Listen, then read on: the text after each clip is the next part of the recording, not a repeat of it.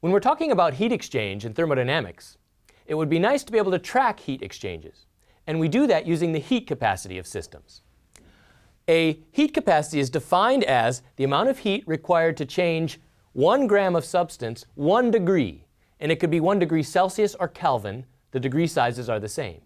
And you could talk about a specific heat capacity in terms of grams or a molar heat capacity in terms of the number of moles of a substance.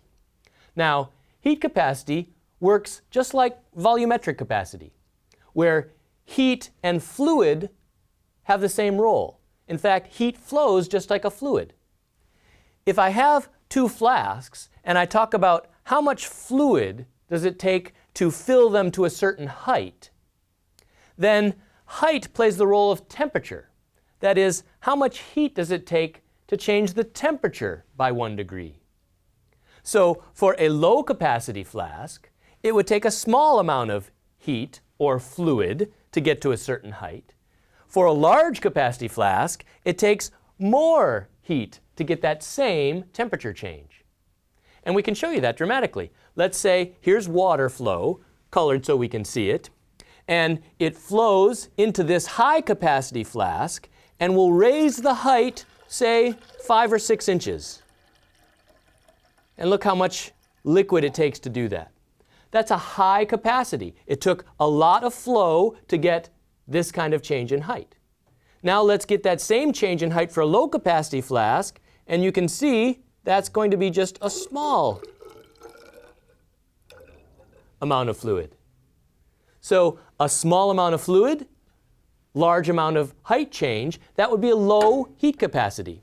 That is, a small amount of heat would have a relatively large change in temperature. Let's look at some heat capacities.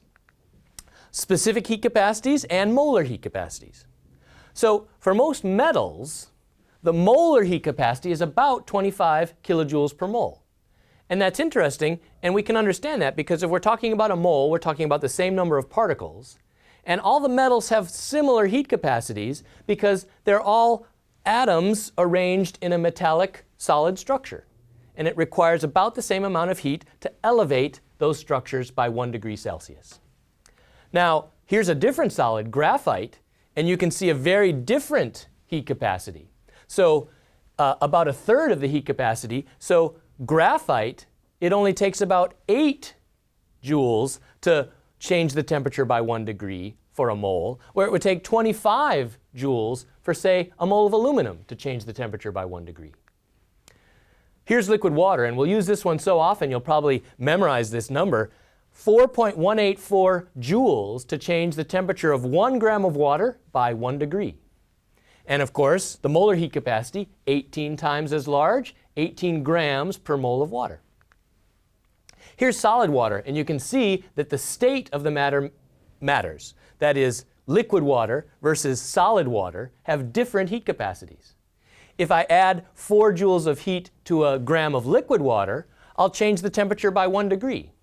4 joules of heat to solid water, I'll change the temperature by 2 degrees.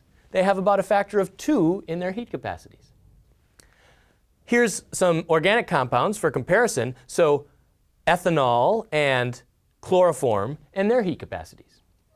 So heat capacity is going to be the key. It's the conversion factor between heat flow and temperature change. Temperature changes are very easy to measure. Stick a thermometer in and you can measure a temperature change. Now if you know the heat capacity, you can measure the heat flow associated with that temperature change. And that's how we'll use heat capacities to measure heat flow in thermodynamics.